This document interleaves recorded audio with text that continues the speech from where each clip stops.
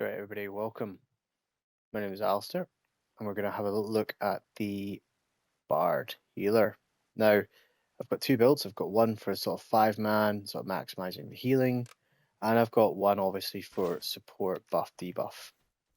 So we're going to have a little look at the first one, which is going to be the 5-man, and what I'm going to be running for my 5-man content. So, first things first, this is what my stats look like. We're obviously without a team in combat. I'm getting the caps, bit forte. Outgoing healing is a bit low, but I'm still kind of struggling a little bit to get my healing stats up on the Bard. This isn't my main heal. My main heal is the Paladin. So going in, we're going to look at gear. This will change to the Celestial piece for Divinity Regen when I get the chance. But other than that, a lot of it's staying the same. So the chest piece for crit severity and crit strike. You always get maximum. I still think these are the best healing pieces in the game. Divinity Regen boots. These could technically change when I eventually get the Celestial ones. But we don't heal from counter powers, so it might not actually proc. So we'll have to see. Here, I'm just running the Grace of Pelor just simply because that's what I like to run in 5-man content. I know it doesn't do the biggest damage boost, but the extra defense and healing, the shields, is quite nice. Over here, MSOD stuff. This is stats, nothing more, nothing less. The detector's set. If I want to proc the detector's set, when it's sitting full, I have to tap B again and again and again and again and again to proc it to then cast my spells. I'd rather not have to do that. I'd rather appreciate the 6% wisdom and a bit of item level game. Here I've got Twisted Pact Ring, and over here I have got the Spider Dominion Ring from MSOD. I've got 2 Garnets, 1 Tourmaline, and 1 Amalite. Got some more stuff here for the stats. I can obviously change this over if I've got a party that gives more support. Over here I've got the new Celestial Radiant Sanctuary. I'm running this. I could get 9% more outgoing healing running the old combat enhancement for healers, the Divine Ages. It gives a little bit of shield and a flat outgoing healing bonus. I'm going to use this for the Divinity Regen, but also because it buffs and gives a bit of DR to the party, plus reduces the boss a little bit. And then movement speed, obviously, down here at the bottom. Utilities, outgoing healing. Moving along, here's the powers that I run. The powers I run are pretty much the same. I don't like Arpelago or Arpeg. Yeah, you know what I'm saying. I prefer Phantasmal and Fletch. Phantasmal is perfect for AoE. You get your daily back super quickly. Literally in MSOD, just constant dailies. It's brilliant, especially when you're downstairs. Fletch, just so I've got the ability to proc stuff from further away. And over here, this is a recent change to Lunge. I used to play on delayed play, which then fit with the feat. They gave me my stuff back more regularly. However, that's I'm chucking it out the window for this build, just so I can use a different feat. Baseline, sorry, just to gain a bit of my divinity back. Not divinity, sorry, my performance. Flourish, obviously, to give me the increase to my healing spells, and then Lunge is particularly good for when you got a close gaps. Like if you're on third rune on MSOD, Lunge is great. You can cover so much distance with Lunge. Over here, Inspiration. I don't use it that often, but I do use it sometimes. And then over here, I've got Curtain Call, which I will use when my songs are coming to an end, or I need to use it to give DR and shields and action points to my team. Going down here, I've got all these different songs. Now, slide songs, I tend to go for Warding Carol, and sorry, not Warding Carol. Sheltering Etude, which gives me that burst heal that I sometimes have to use. And yeah, Warding Carol, sorry, in my right trigger, so where I'll normally run that. So that I've got my cleanse on tap. Mostly I'm running MSOD now, so this is sort of build I go for. In 5-man content, I might go for Defender's Mulet, but it's not it's kind of more of a preference thing. Over here, Rejuvenate Carol, that's my main heal. That goes with the encounter power to buff it, and then that will continue to heal. I then use Blazing Flamenco for obviously the movement speed, but also to increase damage. I tend not to use Aurora Phantasma at all. Over here, I'm running Valmasala, increases the movement speed, so movement speed buff. And over here, I play with Starstruck. Just gives you a bit more healing. The bard lacks a little bit in healing, but all the content is manageable, especially when you've got a decent party. I don't use the healing, the arrow that heals, so this is kind of pointless for me. And that's just sort of more of a decide what you prefer to obviously run. Over here, I've got Rhapsody at arms, and this is just going to give me a little bit more survivability, which is the main thing. Now this is where I've changed it. I used to run Vamp, but now I'm running Sudden Muse.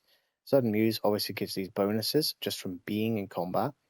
And it's nice sometimes when you get the Healer's Muse effect, where it's just going to increase certain aspects. Like when the healer time gets increased to 60 seconds, that's awesome. That gives you a little bit of breathing room for not casting one spell as often.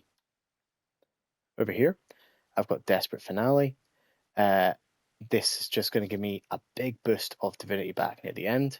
I prefer this over reducing costs and healing. I think that's kind of just a double-edged sword. Yeah, it costs less, but you've got less healing going on. And then Storyteller. This is a big one. 15 seconds after you've cast a song that's not in quick play, you gain 5% bonus to each of the different roles. That's a huge one. 15% going into Artifact Call for DPS is huge. And you can have that up most of the time. Once I get the Divinity Regen headpiece, I'll have that permanently up because I won't have to worry about losing Divinity. Excellent. Boons. These are the boons I'm running. Companion, Power, Outgoing, Raptor's Instinct, Crit Strike, and Power. On the back page, I run Mender's Executionist, Mender's for stats, and Shepherd's Devotion. Give my team a bit of survivability and a little bit more movement speed. Obviously, my collars are the mythic, as you see, of just what I need. Now, what I'm going to do is I'm going to quickly show you my build that I use in trial groups, master trial groups particularly. So if I just go to the campfire and I'll switch, buff, debuff. There we go. And the main thing that changes here is the gear. Obviously, my stats aren't going to be as good. As you see, some of the bonuses are still active on me. And you see, there we go. So I'm not gaining very many stats actually from my gear in regards to like proc stats. I'm not going to be using the chest piece that gives me 7.5% and so on. Right now, I'm running the Outgoing Healing headpiece. That will change to the max, the Divinity Regen one when I get the chance. I am running the ability to reduce enemies' defense, awareness, and critical avoidance. This is massive. This combined with being a Dark Elf is going to reduce their stats even more, and the Grace Ring reducing their stats even more. The thing about damage in this game is as damage goes up, it becomes less effective. So the more damage buffs you have, the less effective it's got. However, the boss doesn't get its stats as reduced. So reducing the boss's stats is a big must for groups that want to do more damage. So this combination, along with being the Dark Elf, is really going to be a big, big bonus. Obviously, my maximum divinity, Mastercraft to increase everyone's damage. Over here, I've got my Divinity Regen. Now, I've got the Taroka deck to go with the Vistani pieces. Now, Vistani, when we scroll down, you'll see when you cast damaging AoE that hits one target, it will trigger, that will take 5% more damage for 5 seconds. This is nice for a bard because we can cast an AoE and one AoE and it's great. Now, before this, I was using the Marilith Mask set. which unfortunately it needs to be hit again and again and again, and I don't hit enough because I'm currently playing songs all the time, so it doesn't proc as often as it would, let's say, on like a paladin or a warlock where you hit more often. So for Stanley set here, just some selfish, I know, so selfish.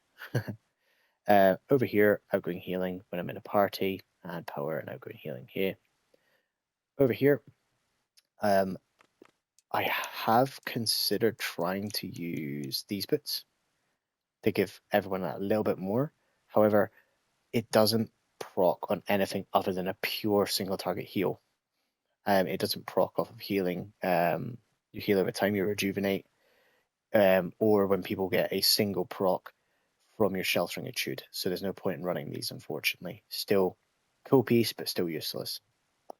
When I look here, as you see, I have got the Blast Scepter on. This I will just change to whatever the group needs. I do have a demo in a different character.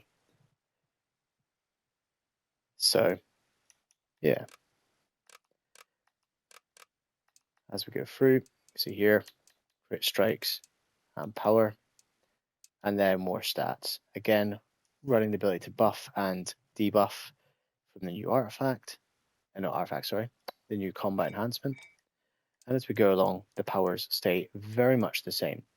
I've started using lunge to allow me to close those gaps a bit faster. This is not right. I need to change that round. There we go. Lunge to close the gaps a bit faster when I have to do third rune in MSOD. Flourish and Balisade. Baseline, sorry. Here we've got Inspiration and Curtain Call. Curtain Call again, best one. And I've got slotted the ones that I actually use just in case I forget. The same two class features. And down here, again, I'm trying out this new piece rather than Vamp.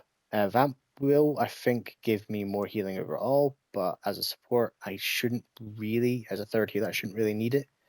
But I'll give it a shot and so I'll see how it goes. And again, the same two at the end. That one is a must have. Boons, again. And going up, campaign boons. I don't have very many on this character. This isn't my main tune, but as you see, these are what I'm running. Perfectly fine for running master content. Companions, much the same sort of stuff. Now, this will change once I'm in a party to whatever they need me on. Normally, I'll be on something like slowed reactions because it's going to be the least effective, and it means like the tanks will be on armor break, for example, and it's going to be the least effective one because I hit the least. And over here, we've obviously got the exact same loadout. Here I've got Pegasus. Now this will be switched to usually Swarm, they'll have me on. But I do have some other companions like the Necrotic Roar. And lastly, down here, Runic Aura, just for the group support, giving everybody a bit of power and a bit of defense. So, just summon these guys.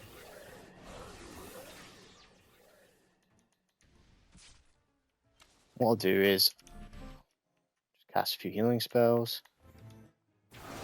I'll just quickly show you how quickly bards can get their dailies back. So, once I've applied all my songs, I'll use Curtain Call so you can see what it looks like. That's not Curtain Call. Whoops. Perfect. I need to get my daily back. So this is with just 5 enemies, and you see how quickly it comes back. And it's back. And now I can do it again. There we go, Curtain Call. And then I have to obviously replay all my songs again. But yeah, bards have the ability to get their dailies back really quickly in the right situations. As you see. Now, every time I do this, I'm obviously debuffing the boss, as you see there. Hanging out from the bottom of the boss. Just like that. Awesome stuff. Go and deactivate this. Perfect. Well, thank you very much for watching. That is my Bard video on how my healing Bard is set up currently. I hope you enjoyed it, and I will catch you next time.